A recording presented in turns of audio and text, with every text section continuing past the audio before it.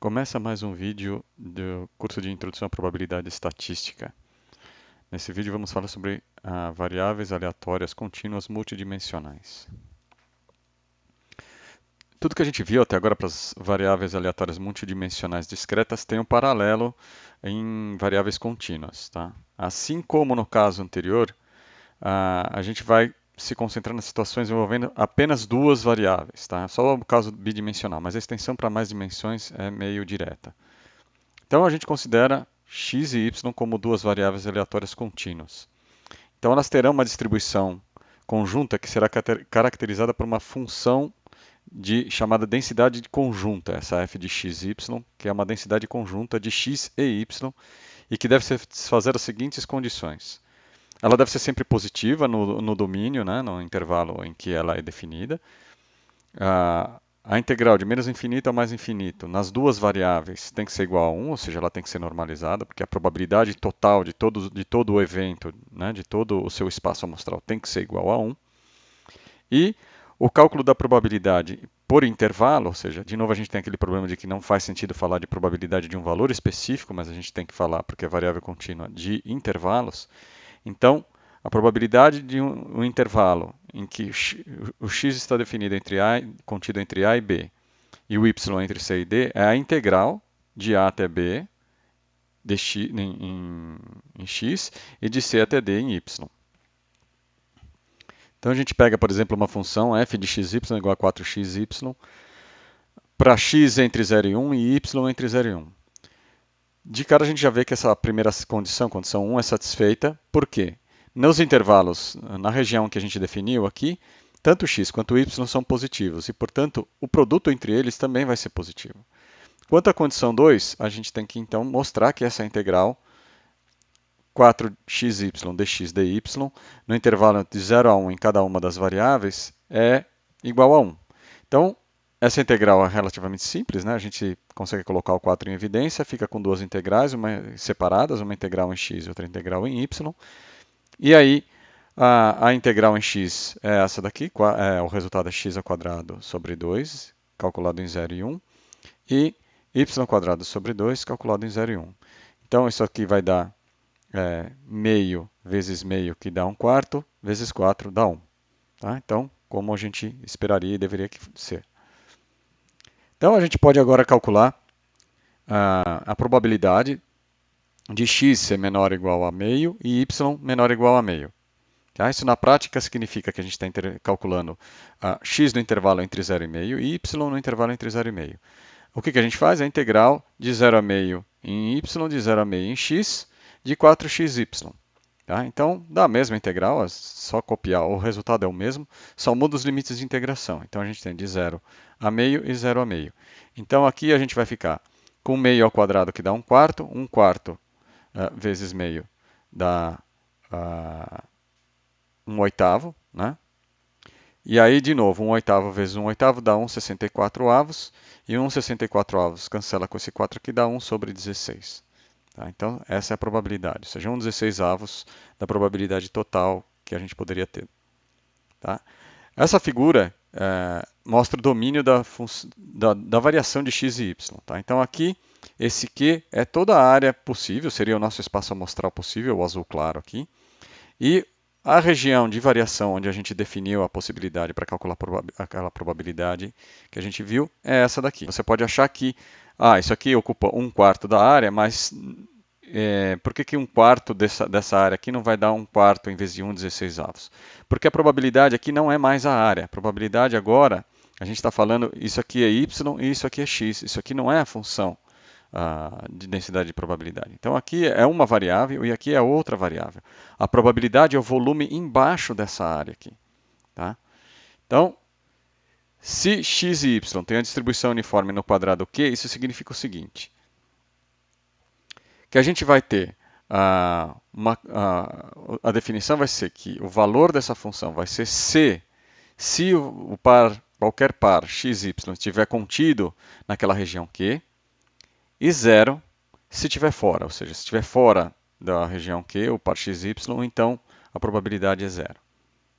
Tá? E aí a gente tem que fazer o quê? A gente tem que calcular então a integral no caso aqui de 0 a 1, eu coloquei de 0 a 1, mas podia ser qualquer outro intervalo que definisse a nossa região Q, tá? Então seria integral em Q, dentro de Q, né, de x e y que façam parte do intervalo Q, a gente definiu como sendo de 0 a 1, de C dx dy.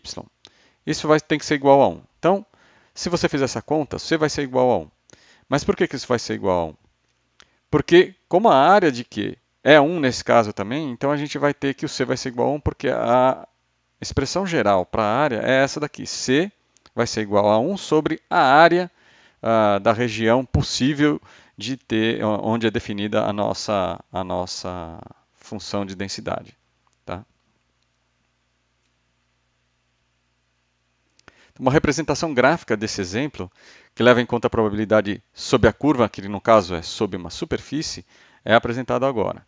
Então a gente tem aqui, essa é a superfície do espaço amostral, né? Essa superfície aqui corresponde à região Q. Então a gente tem aqui x e y, então os eixos na horizontal são os eixos da variável e o eixo na vertical é o eixo da probabilidade. Tá? Então a gente tem aqui o x e o y, né, a nossa densidade aqui.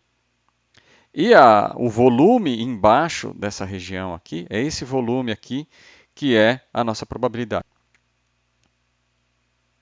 Então, de maneira geral, a gente pode representar a densidade bidimensional f de xy como sendo uma superfície no espaço tridimensional. E as probabilidades de um determinado intervalo bidimensional ou região como sendo volume sobre essa superfície até o plano xy. Então, a gente pode mostrar agora que o caso geral, né? A gente tem uma figura aqui com uma função genérica, que não é só a uniforme, a distribuição uniforme, onde, havendo o evento A probabilidade de um par x e y está contido no evento A, ou seja, P de x e y pertencer a é dado pelo volume cilíndrico sobre a superfície. Então a gente tem aqui, a gente tem essa superfície da f de x e y, né, a densidade, função de densidade bidimensional. E a gente está interessado nessa região aqui que é formada por no plano xy seria um círculo, tá? Um círculo centrado em 1 e com um raio igual a meio. Então a gente vê aqui que a área é o cilindro embaixo dessa curva, incluindo a superfície aqui, né, essa parte da superfície até embaixo, como sendo essa parte cilíndrica avermelhada aqui.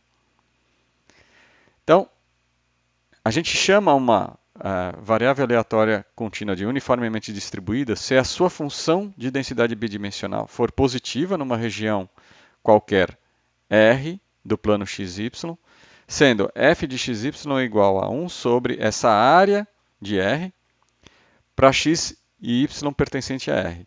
E f de xy é igual a 0 nos demais pontos. Então a gente pode olhar aqui, essa figura também demonstra essa história. Então a gente fez aqui de novo, a gente tem uma região R aqui, que é definida por esse círculo no plano XY. E aí a gente vê que a área embaixo esse cilindro embaixo da curva, né, o volume desse cilindro aqui vai ser correspondente à probabilidade dessa função bidimensional nessa região. Tá? Então a densidade de probabilidade marginal também existe, também é definida para as variáveis aleatórias contínuas, multidimensionais.